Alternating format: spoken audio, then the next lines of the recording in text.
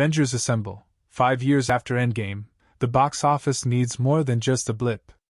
Almost a year after the April 26, 2019 premiere of Avengers Endgame, a viral clip made the rounds via social media, capturing the wild audience reaction to Captain America wielding Thor's hammer and the blipped-away heroes returning during the portals sequence.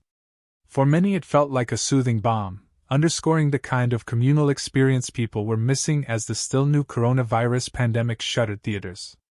In the movie, 5 years had passed since Thanos won the battle in Infinity War.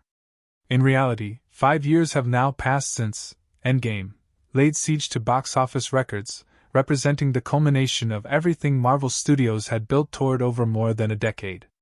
While the movie business has rebounded somewhat, studios in general, Marvel in particular, and the movie-going audience still haven't fully recovered, and at this point, there are no assurances that they ever will.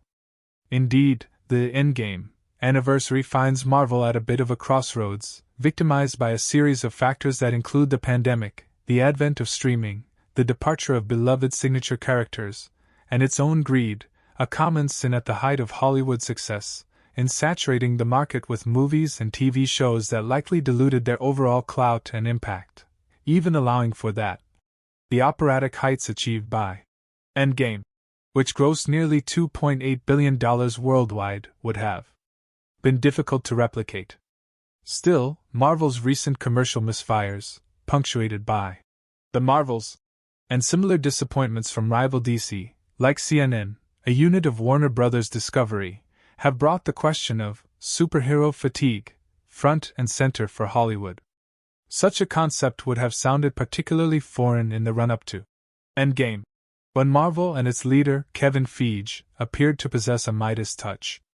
During the early throes of COVID, even someone unmoved by that spandex-clad brigade could appreciate the collective enthusiasm created by the Marvel and Star Wars fanbases, in much the way it's easy to be moved by a city of strangers rallying around a championship sports team. Simply put, some of our pastimes still benefit from being shared, as opposed to retreating to individual electronic devices and the solitary confines of our homes.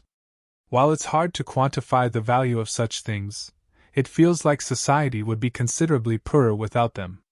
Back in 2020, brothers Joe and Anthony Russo, who directed the last two Avengers movies after a pair of Captain America sequels, hosted an online program titled Russo Brothers Pizza Film School, encouraging fans to watch and analyze classic films, while movie lovers are stuck at home, supporting their local pizzerias in the process.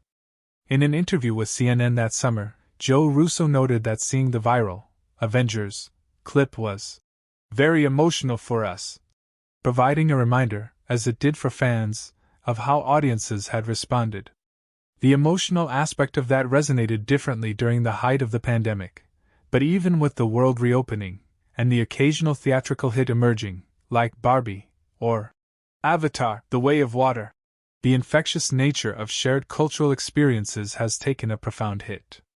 Much of that has to do with changes that have fueled the shift toward at-home consumption, from larger TV screens to the rapid availability of content to devices that personalize viewing, making even the notion of the family gathering to watch together seem quaintly old-fashioned.